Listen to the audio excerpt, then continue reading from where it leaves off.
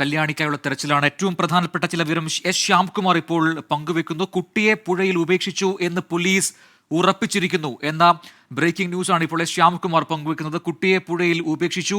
ആവർത്തിച്ചുള്ള ചോദ്യം ചെയ്യലുകൾക്കും അമ്മ നൽകുന്നത് ഇതേ ഉത്തരം തന്നെയാണ്. എന്തിനു കുട്ടിയെ പുഴയിൽ എറിഞ്ഞു എന്ന് പോലീസ് ചോദിക്കുമ്പോൾ അതിന് ഒരു ഉത്തരവും അമ്മ നൽകുന്നില്ല എന്നതും പ്രധാനപ്പെട്ടതാണ്. ഈ മണിക്കൂറിലെ ഏറ്റവും പ്രധാനപ്പെട്ട, നമ്മൾ ഒരിക്കലും സംഭവിക്കരുതേ എന്ന് നമ്മൾ നേരത്തെ പ്രതീക്ഷിച്ച ആ കാര്യം സംഭവിച്ചിരിക്കുന്നു. അൺഫോർച്ചുനേറ്റ്ലി കുട്ടിയെ പുഴയിൽ ഉപേക്ഷിച്ചു എന്ന് പോലീസ് ഇതിനോടകം ഉറപ്പിച്ചിരിക്കുന്നു. ആവർത്തിച്ച് ചോദിച്ചെങ്കിലും കൃത്യമായി ഈ കാര്യമല്ലാതെ മറ്റൊന്നും ഇപ്പോൾ അമ്മ പറയുന്നില്ല. എന്തിനുപേക്ഷിച്ചു കുട്ടിയെ എന്ന ചോദ്യത്തിന് ഒരു മറുപടിയും അമ്മ നൽകുന്നുമില്ല എന്നതാണ് ഏറ്റവും പ്രധാനപ്പെട്ട കാര്യം.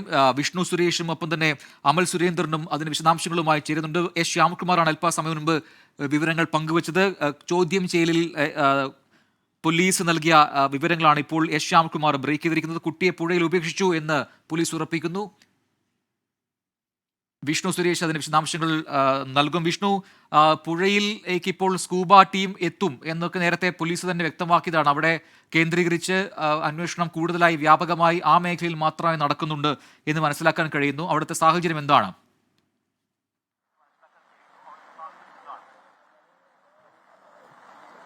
പ്രജിൻ, കനത്ത മഴയാണ്, ഇരുട്ടാണ്, വലിയ പ്രതിസന്ധി നേരിടുന്നുണ്ട്. പക്ഷേ അതെല്ലാം മറികടന്നുകൊണ്ട് വള്ളം ഇറക്കിയിരിക്കുകയാണ്. വള്ളം ഇറക്കിയിട്ടുണ്ട്.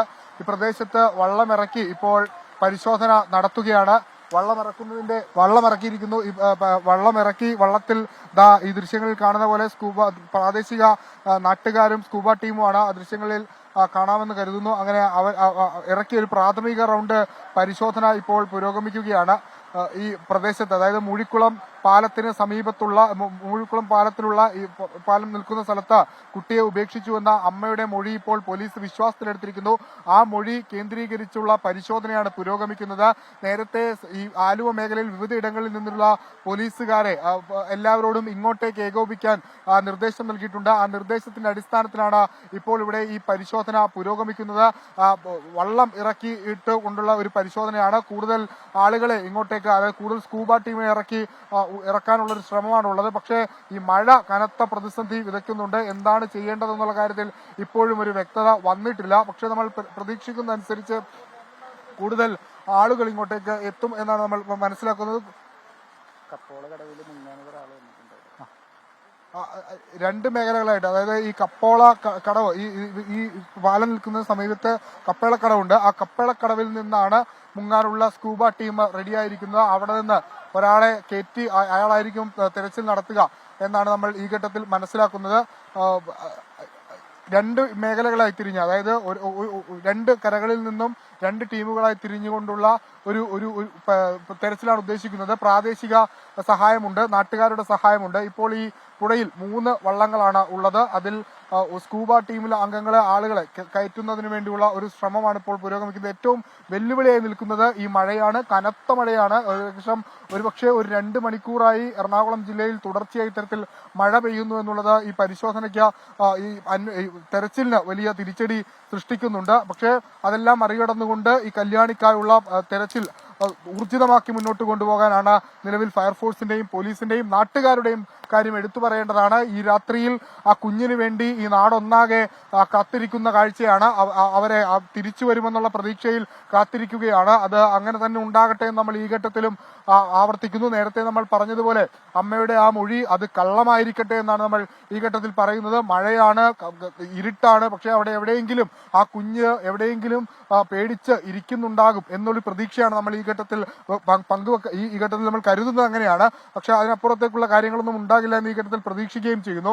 ഇപ്പോൾ പ്രാദേശിക ആളുകൾ, അതായത് പ്രാദേശിക നീന്തൽ സംഘങ്ങളും സ്കൂബ ടീമും നാട്ടുകാരും ഒക്കെ ചേർന്ന് ഈ കപ്പേളക്കടവിൽ നിന്ന് പുഴയിലേക്ക് ഇറങ്ങാനുള്ള ഒരു ശ്രമമാണ് നടത്തുന്നത്. ഈ തിരച്ചിൽ എത്ര നേരം കൊണ്ടുപോകാനാകുമെന്നുള്ളതും ഒരു ചോദ്യമാണ്. പ്രത്യേകിച്ച് മഴയും കാറ്റും ഒക്കെ ശക്തമായ ഒരു പശ്ചാത്തലത്തിൽ അധികം നേരം തിരച്ചിൽ തുടരാനാകുമോ? ഇരുട്ടിന്റെ ഒരു പ്രശ്നമുണ്ട്, ലൈറ്റിന്റെ ഒരു കുറവുണ്ട്. അപ്പോൾ അതൊക്കെ ഈ തെരച്ചിലിനെ കാര്യമായി തന്നെ ബാധിക്കും. മഴയുണ്ട്, നല്ല ഒഴുക്കാണ് പെരിയാറിൽ ഉള്ളത്. അപ്പോൾ അതെല്ലാം ഈ തെരച്ചിലിന് തിരിച്ചടിയാകുമെന്ന ഘടകങ്ങളൊക്കെ ആണെങ്കിൽ പോലും ആ 3 വയസ്സുകാരി കുഞ്ഞിന് വേണ്ടി അതിനെല്ലാം അവഗണിച്ചുകൊണ്ട് ഈ നാട്ടുകാരും ഫയർഫോഴ്സും പോലീസും ഒക്കെ ഒരുമിച്ച് നിൽക്കുകയാണ്.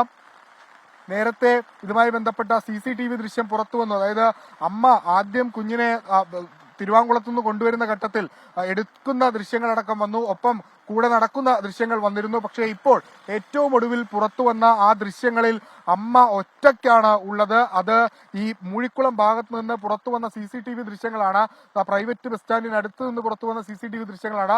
ആ ദൃശ്യങ്ങളിൽ അമ്മ മാത്രമാണുള്ളത്. അതാണ് ഇപ്പോൾ ആശങ്ക. അതായത് അമ്മ പറഞ്ഞ മൊഴി ബലപ്പെടുന്ന തരത്തിലൊരു ആശങ്ക സൃഷ്ടിക്കുന്നത് ആ CCTV ദൃശ്യമാണ്. ഇപ്പോൾ ഈ അമ്മ പറഞ്ഞ പ്രദേശത്തേക്ക് തന്നെ ആ മേഖല കേന്ദ്രീകരിച്ച് തന്നെ പരിശോധനയും അന്വേഷണവും ഒക്കെ നടത്താനാണ്, അങ്ങനെ ആ മേഖലകളിൽ തെരച്ചിൽ നടത്താനാണ് തീരുമാനിച്ചിരിക്കുന്നത്.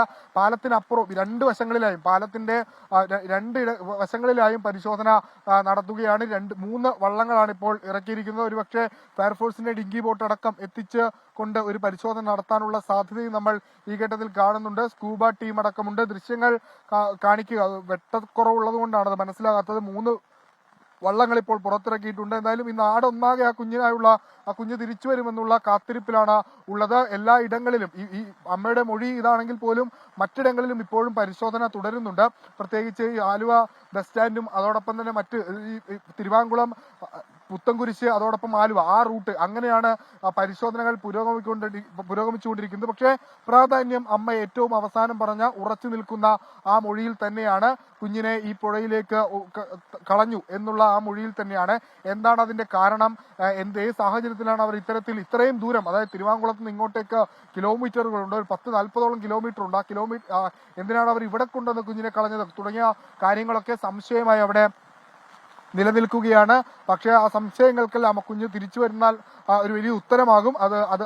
അത് സംഭവിക്കട്ടെ എന്ന് നമ്മൾ ഈ ഘട്ടത്തിൽ പ്രതീക്ഷിക്കുന്നത്. ആവർത്തിച്ച് പറയുന്ന അത്തരത്തിലൊരു അതാണ് നമ്മൾ എല്ലാവരും പ്രതീക്ഷിക്കുന്നത്. കാരണം നമുക്ക് മുൻപിൽ ഇതേപോലൊരു രാത്രിയാണെന്ന് ആ 3-4 വയസ്സുകാരിയെ കാണാതാവുകയും പിന്നീട് പിറ്റേ ദിവസം ഉച്ചയോടുകൂടി നമ്മളെല്ലാം സങ്കടത്തിലാകുന്ന വാർത്ത റിപ്പോർട്ട് ചെയ്യേണ്ടിയും വന്നത്.